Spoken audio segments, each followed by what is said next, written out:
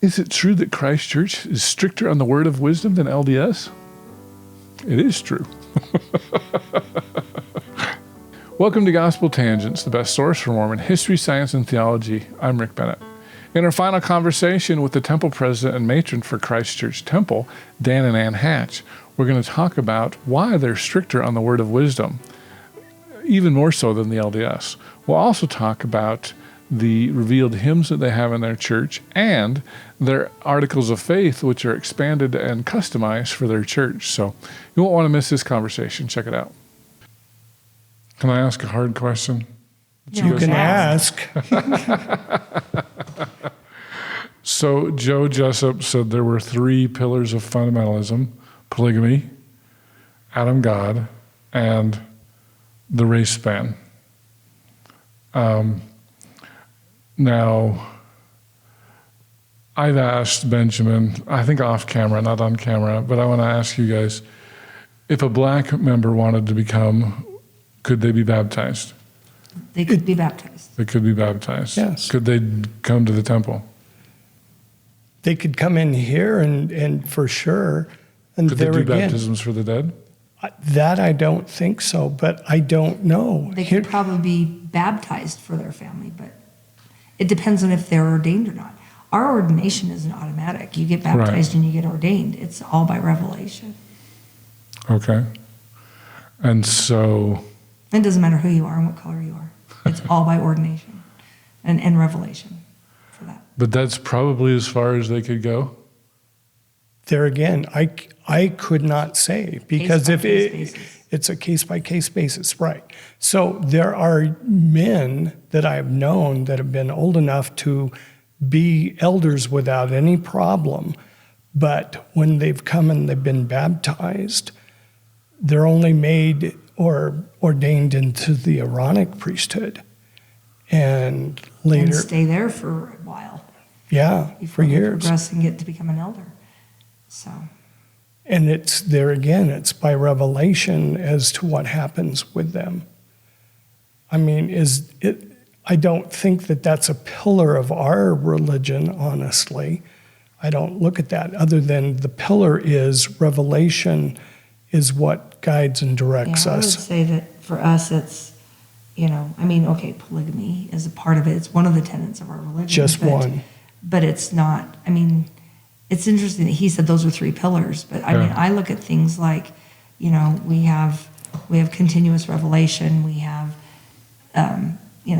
free agency and to live how we choose to. Well, that's not any different than the LDS. Right, but we focus on that a lot though too, as to whether you have your agency, you could say, no, I don't want to live polygamy, and you can still be a member of this church.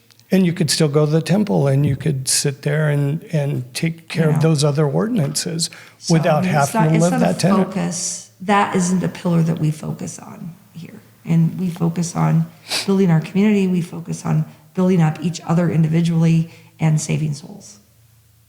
Okay. Council of Friends, is that the same as the Quorum of 12 Apostles for your church? I don't think so, no. Okay. Because in the AUB, they had a Council of Friends. Rulin was the leader. And so it sounds like when Gerald Peterson Sr., became the leader, kind of changed the structure from the AUB to more of a, for lack of a better word, an LDS style structure. I was about ready to say that. It is more proper LDS or what Joseph Smith established. But we do believe that we need to have 7 patriarchs. And that's kind of what the Council of Friends is. So I think we kind of have both. See, right, currently. You can be in both. You could be a member of the Quorum of the 12 and a patriarch. Or you could be one or the other. Is that just for patriarchal blessings, or are there more? More No, to it. it's But our more church to it. patriarch is a patriarch in that regard as well. Okay, so what does a patriarch do besides patriarchal blessings? Patriarch is a head of usually families, for one. A patriarch, he has some ordinances that he is allowed to perform. And it's kind of like Ordinance of forgiveness. Yeah, of repentance and forgiveness. So in the LDS Church, when somebody has committed a sin and they really want to get their life back in order, what do? They go see the bishop and say, hey, bishop, I've sinned and whatever. And a bishop will waive penalties. Well, patriarchs don't do that. But what they do is they have an ordinance of repentance and forgiveness, and they can forgive your sins, and then they will direct you to be rebaptized as well at that point in time. And that's part of their mission and duty. Plus, we know that A patriarch, their family doesn't have to come to the temple president for a temple recommend. that's where I gave you how some of them don't have to come to me for a recommend. Some of those kids do. Do they expire after a year or two? No, 6 months. 6 months. Your temple recommends expire every 6 months? Yes. And that also includes honest, it's a for our solemn assemblies. You have to have a solemn assembly recommend to attend a solemn assembly. Different from your temple recommend. Yeah. Yes. Yes and no. No. If have you a temple hold it, recommend, yeah. it trumps a solemn assembly. But if Okay. you don't have a temple recommend, you have to have a solemn assembly recommend to attend, And that's for your general conference, essentially. essentially. Essentially, yeah. How is solemn assembly different from general conference? Worthiness to attend is at a higher standard than a conference would be. In the At a general LDS Church, conference, anybody can yeah, you can sit there in front of your TV and be a general conference. You could go to one of the buildings. You don't even have to be a member. You don't have to have a recommend. You don't have to be living worthy. You don't have to do any of that. For a solemn assembly, you have to be a member, and you have to live at a certain standard to attend. So do you have a general conference and a solemn assembly, or are they combined? It's solemn assembly. Typically, it's just solemn assembly, but from time to time, we've had general meetings where we could do that. Okay. We have in the past. And would you let non-members attend They have in the past. They have. the general conference? I think But not the solemn assembly. But solemn assembly, though, if you're an investigator, you're coming, you're serious about checking us out and progressing towards baptism. It's not just I'm a serious investigator for life. I'm generally interested and I'm progressing in the mission discussions and working and I'm attending other meetings, and trying to figure out when I'm going to get baptized. Then you can attend solemn assembly. Okay. You'll go through that same interview process. So it was interesting talking to you guys last night because I was talking about attending church, which I will tomorrow. yes. But you said I couldn't attend priesthood meeting. I had to go to Relief Society. Well, you're invited to go. You don't have to go. Yeah. You could sleep in another hour. It's up to you. But I was like, hey, I'm a member of the priesthood. Yep, I'm a high priest, right? You told me that. So, and it was funny because when I attended World Conference for the Community of Christ, they have, first of all, it lasts like 10 days. It's crazy. It's long. Wow. Yeah. Very different than LDS General Conference. Really different. But, they have actual quorum meetings. They're teachers meeting, priest meeting, and they're not, I should ask that question. Are you Aaronic priesthood youth like in the LDS Church, or are they adults? No, they're, let's put it this way. Most of them are youth. There are some adults that are in the Aaronic priesthood because they haven't advanced. Now, Office of a priest. But we have had youth that's been ordained to the office of a deacon at age 8. Oh, wow. Typically, it's a little bit older, but we have had that. Okay. And then by 10, they were a teacher, and by 12, they were, or maybe it was like 13 or 14, then they went up to priest. Okay. But yeah, so it has been younger. I haven't seen anybody younger than 8 in my time here, but typically it's, it's still 12 and like 14, but it's at a recommendation of the father. It's Oh. not an automatic thing. Okay. Well, with the Community of Christ, they're adults for the most part. Aaronic priesthood are adults. And so they'd have a deacons meeting, a teachers meeting, priests, elders, high priests, and it's very different because they take common consent very literally. And so, for example, there was a resolution on the floor about Just like, well, maybe I should ask, you baptize at age 8 like the LDS do? Mm-hmm. Yes. Okay. So Community of Christ has been doing that. One of the problems is in Europe where everybody's Lutheran or Catholic and they sprinkle at birth, or, at infant baptism. And so while the Community of Christ accepts any baptism as long as you are 8 or older, there are some Catholics and Lutherans that are like, well, we don't want to get rebaptized. We want to join your church, but we want our Catholic infant baptism to be recognized. So this was a resolution brought before World Conference, and they voted on it. And They agreed. should we change the wording, or do we do this? And the resolution basically was, First Presidency, will you consider changing this policy? Essentially, it's what it came to. But there was lots of arguments, and people were like, well, I teach primary, and we tell them they can't. I don't want to see some 5-year-old taking communion when my 8-year-old can't because he hasn't been baptized. It was just so interesting. And so they would have these quorum meetings with the elders quorum and the high priest quorum and whatever, where they would talk about the resolutions and how are we going to vote. And I just assumed I probably shouldn't attend. And then towards the end, I was like, hey, could I have attended? I'm a high priest. Can I go to high priest's group? And they were like, well, you can come as long as you don't say anything. Right, yeah. And I thought, oh, that's pretty good. I should have went. Maybe I'll go next year. Because, I think next year's when they're going to get the new female prophet. So I might have to do that. Yeah, that would be an interesting one to attend. But anyway, so I was really surprised that in your church, you're like, you can't attend priesthood. Members. Only members can do that. Members can attend priesthood. And so, can you talk about why that is? Why is that? Well, that's probably coming mostly from the First Presidency. And why? Probably because we do get into discussions that may not be okay for the outside ears to hear at times. Now, that's not saying Sacred that, stuff. sacred things. But with that being said, most of our priesthood meetings were giving reports, when I said like return and report, well, the different quorums and such, especially on temple days, is where we split up. Not temple days, temple weekend. Because the temple's on Saturday. Yeah. Priesthood's on Sunday. Oh, that's true. Sunday. Yeah. She keeps me straight.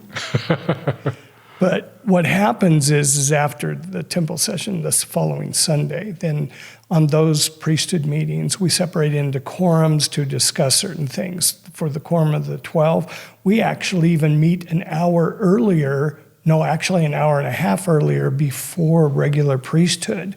And we have a quorum meeting then. And then we have another quorum meeting of the 12 during that particular priesthood session. Then we all come back and then we report our activities, whether it be work party reports, missionary reports, what we've accomplished, what we plan on accomplishing, those kind of things. But Who you've helped. right. Yeah. Those are some of the things. We also have discussions about who we're focusing on helping that are out there in the world. Like, we mentioned that there are people that live in other countries that are interested in becoming members of the branch, and how we're going to coordinate that to get elders to them or someone to be able to get them baptized and move forward. So these are some of the things that are discussed. But I think in the past, we've had some non-members come and then they go and they share our business. Oh, That has happened in priesthood. And so I think to a degree that has changed, to where this is for us. When Okay. we're talking about our stuff. but I can attend Relief But you Society. can attend Relief Society. You might. And I'm trying to think which week of Relief Society it's not the last Sunday, so it might be Church History Week. Oh, nice. Well, that's right out of my alley. Right? So you might I get might even lucky. contribute to that one. You could probably. I told that teacher to buy Christina's book too, and she did. Oh, good. So, yeah, are you guys going to use Christina's book as a Sunday school manual? Because I heard another church is doing that. No, but when you told me, I was like, that's not a bad idea. I mean. Well, at least, they might do that even for the Relief Society. Well, not just and that, such, but but we have a missionary class. I mean, yeah. the Relief Society is going to probably use her book to an extent, yes. Young Women's president bought a book. She's probably going to use that to teach the young women. I don't know what the young men are going to do. We don't call them young men here, though. And young women's, on Sunday it's young men and young women's. During the week, it's kind of like a scouting thing, but we have a label for our different programs, and so they're not that. But anyway, so they might use those. I don't know what their lesson plans are going to be, but we kind of leave that up to the leaders to be inspired to teach and kind of come up with a set. Oh. We're going to do this, and this. You don't rehash general conference talks? We don't rehash them necessarily. We can quote from them, or from ours, but we don't go over them, and they're not completely written down for, that purpose. So. And I should ask, do you guys pay attention to LDS General Conference, or do you not even care? Haven't for years. Unless somebody in my family brings it up, and then I'll talk to them about it. And if it's something super interesting, I'm like, I'll go look that up and read it, and see what they said, because I want to get more of a context so I understand what the family member was trying to talk about. But it's not like I sit down and glue myself to the TV. No. Well, cool. Well, I think I'm running out of questions. What did we miss? What do you want to share that I didn't ask about? So, I brought something though. I'm going to read. So, there's different things that we've done. That page that we have, and so this is a Christ Church Articles of Faith. And oh, really? It's different than ours? It is different than yours, yes. So, and we've received revelation through the years, and so this is the third version of the Articles of Faith for our church. Through revelation, it's been changed, and it follows the primary tenets of our church. But I wanted to read, your first Article of Faith is? We believe in God, the eternal Father, and in His Son, Jesus Christ, and the Holy Ghost. And ours says, I don't have it totally memorized because it's a lot more wordy. It says, we believe in God, the eternal Father, the literal Father of both our body and our spirit, who as Michael Adam created this world on our behalf. We believe Jesus Christ, the offspring of God the Father, and Mary, who lived without committing sin and willingly provided atonement for the sins of the world in the Garden of Gethsemane, finally giving his life up upon the cross.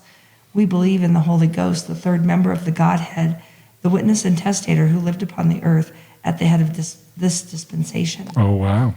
And so, while it doesn't list a name, I guess. But that's Joseph Smith. It's right? Joseph Smith, right? Because he's the head of this dispensation. And some of these coincide with, Temple the recommend. 13 Articles of Faith in the back of, the Pearl of Great Price. But these coincide with our Temple recommend questions. There's, I think, 25 Temple recommend questions, and there's 22 Articles of Faith. Oh, wow. 22 Articles of Faith. 22 Articles of Faith. So what 11-year-old's going to memorize all this? I don't know yet. But they don't make them memorize them anymore. they don't? I had to do that. That's not fair. I did too. And I had to recite one. They when you graduated from primary, our bishop drug us up on stage and you had to recite one, and he told you which one. It wasn't like you get to pick your favorite, the easy one. Yeah. And that's probably why. But we had to just do whatever. He gave me 13, which is my favorite there. But I was really surprised when my kids didn't have to memorize Articles of Faith. I'm like, what? And it's funny because Christina gave me a hard time because I didn't know the prophet song. And I'm like, that wasn't a thing when I was at primary. Yeah. Well, I taught primary for a while in the LDS Church, so I learned it. Yeah. I've often said, we need one of those for ours. Well, we didn't talk about songs either. About songs? We didn't. And I don't have one Oh, yes. in front of me. So just like Arlene Buffington from the Bickertonite Church, right. You have your own composer who's done something. Yeah. Your own Arlene Buffington. Yeah, we have our own Arlene. And I'm just going to say her first name is Gloria. I don't have permission to say anything else and didn't prep for that part. But back in 75, 76, when Ruin was alive, he had called the sister to start writing music and songs. And she left with Senior, his daughter. It was kind of like a no-brainer there. But, within the first, I'm not really great. We had 160 songs within, say, the first year and a half of the establishment of Christ Church that were unique for our church. And that included, a special program that had, 100 songs in it, and that was sang and as a program for one of our conferences. And they're just beautiful songs, and they are written, in my opinion, and the opinion of most of our members, totally in the spirit and complete 100% inspired. She's got a gift. And we have now over 230 of them. And another hat is, as a historian, kind of, I guess maybe it's a sub hat. But I'm on the committee to help get those published. Right now they're published in smaller books. Yeah. But we're going to create a hymnal. And I know that this is used on one, but in a Revelation, it was that we would call them Songs of Zion. Right now they're called Paquin hymns. So it's probably going to say Songs of Zion. Oh, I think that's including what the Bigger Paquin hymns. Tonight's one's called And too. I Or know. maybe it's Community of Christ, or maybe both. It might be Community of Christ. Yeah, I think is it that is. one. I collect different hymnals, but as a side thing. But anyway, so we're going to have that, and then with a subtitle of Paquin hymns on there, and it's going to be organized with all of these hymns in there. And so we're going to be publishing that in hardbound instead of just little, Spiral bound. spiral-bound Yeah. copies that are the size of an oral sheet. It's going to be formatted more like a hymnal now, and Because you use the LDS hymns right now as well as Yes. we use that hymn book too. Yeah. Yeah. And we've had some Are you going to songs. update because we're getting a new hymn book? Did you know? I know. Yeah. I've been following it. I've been interested. We started talking about doing this probably around the same time you guys, at least when I first heard about when you guys were Okay. doing yours, we had started talking about ours. But, there's some songs from the AUB that some of our members grew up hearing and they loved. And from time to time, we'll sing those. We'd have to, if it was something they've owned and they created, of course, we have to get permission, to use that. But, Right. but some of us have the AUB hymn book and we'll just use that and sing a special number out of it or whatever too sometimes. So like one of my favorites is Oh My Mother. Oh, my mother? Mm-hmm. Eliza Snow. She's written a lot of them, and we're hoping to, because we can do that due to copyright laws and stuff expiring, we can use some of her poems and stuff. Oh, okay. And some of the older music or put it to an older hymn, and we're hoping to incorporate some of her songs into our book as well. A new one. Okay. Well, very good. Dan, do you have anything to add? Wish I did. No, like I said. we didn't talk about the word of wisdom. That's different too. Oh, yeah. Oh, your word of wisdom? Our word of wisdom is a little bit different, yes. Oh. We do have some of the same portions of it as in. Well, we have the same thing as. Yeah, 89 is the VNC. same. We have 89. Right. But if you go back into the Journal of Discourses, it was taught in the early church to abstain from cocoa-containing products and swine flesh. And that is also part of our word of wisdom. Oh, so no pork? No pork. no pork and no Oh. chocolate. So what you had Kill was... me now, right?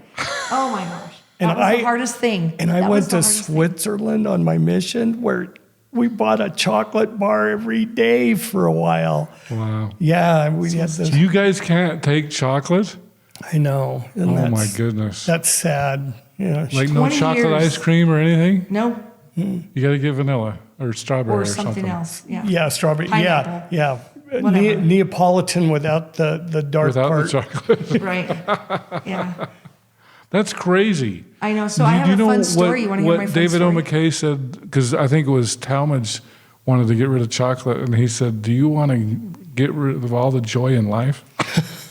I know. My grandmother promised me that there would be blueberries, ice cream, and chocolate in heaven. I'm totally disappointed. But I have a fun story about this. So wait a minute. So no chocolate, no pork, hot drinks, We can drink herbal tea. herbal teas are okay, Herbal teas are okay, but no we, coffee. But Postum, Or Pero, the normal Mormon. So Willie Grills, my Lutheran pastor friend, loves Postum. And I'm like, why would anybody drink that? It's nasty. nasty. My dad liked Postum. He was a convert. Brother Jerry loved it. He used to ask Oh, really? for one Ugh. sometimes. I don't know why anybody would drink I that. don't either. But I don't know why anybody drink coffee. Love either. you, Willie, if you're watching. Yeah. And if you drink coffee and you love it, that's great for you. But I can't. Okay, so you're I like the very smell of you're it. very LDS plus no pork and no chocolate. Yeah, and I'm going to tell you, I'm going to give you two little stories here. So one was in 1992, I believe, around there. Don't quote me, but we had a member of the church who was, I believe, he was in the quorum at that point in time. I'm not Yeah, he sure. was I'd an have to look it up. apostle. But I know he was an apostle by the time I joined. But he, and his name's Ernie, he asked in church about it and said that he'd been reading something or whatever. And in our conferences and in our church, there's Q&A sessions. You know, we can ask the prophet and the patriarchs and the apostles questions, and they answer us. It's an interactive process too. And so that's kind of cool until you're Ernie and you ask about that, and all the women turn and give you the glare of death because you just ruined life for us. Daggers. But, and that, saying that all tongue in cheek, but, you know, I mean, the prophet right there on the spot stopped and asked the Lord and said, yeah, we're not supposed to do that. Do the chocolate. Do chocolate. So we use carob. Oh, wow. A lot And some women, like, okay, so one of the things that we've done is like we make homemade soaps and we make candles and different things like that from time to time. And chocolates often, we'll sell them when we go out and do events and stuff.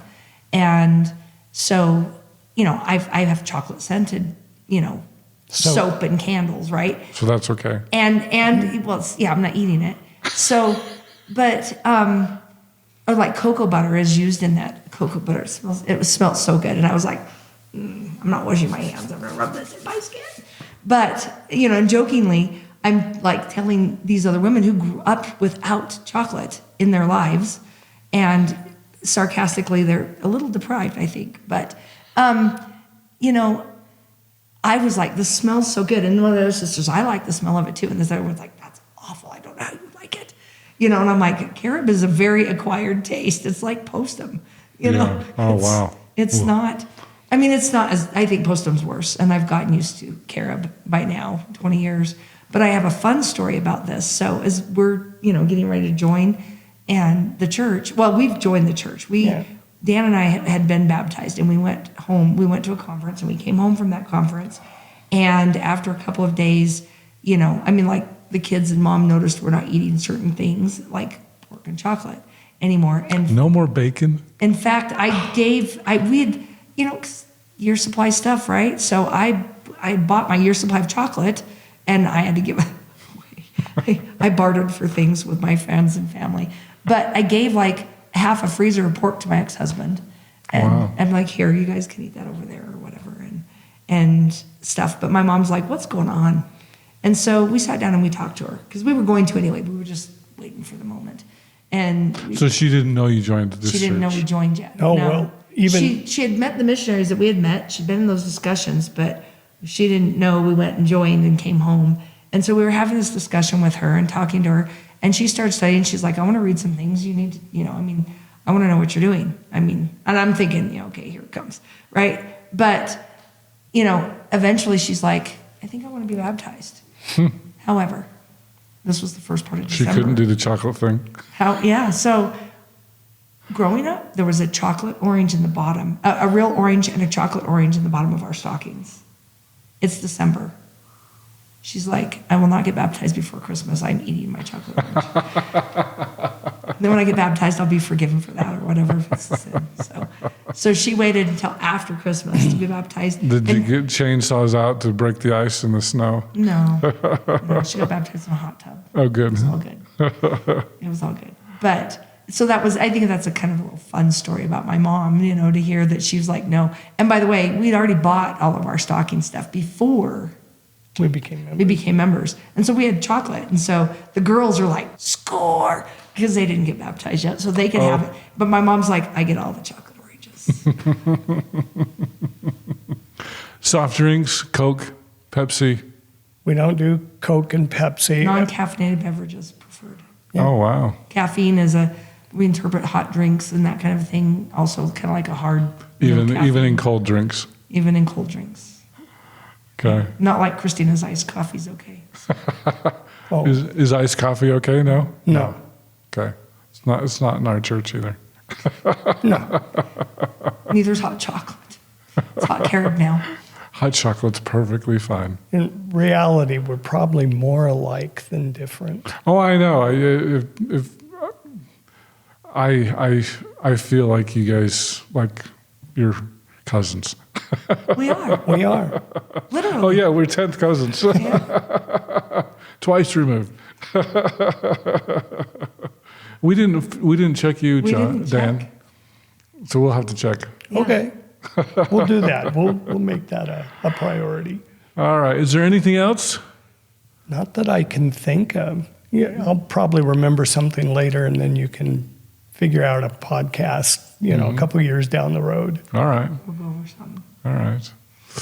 Well, Ann and Dan Hatch, president and matron of Christ Church Temple, thank you so much for being here on Gospel Tangents. Really appreciate it. Thanks You're for coming welcome, and having us. Rick. Thank you very much.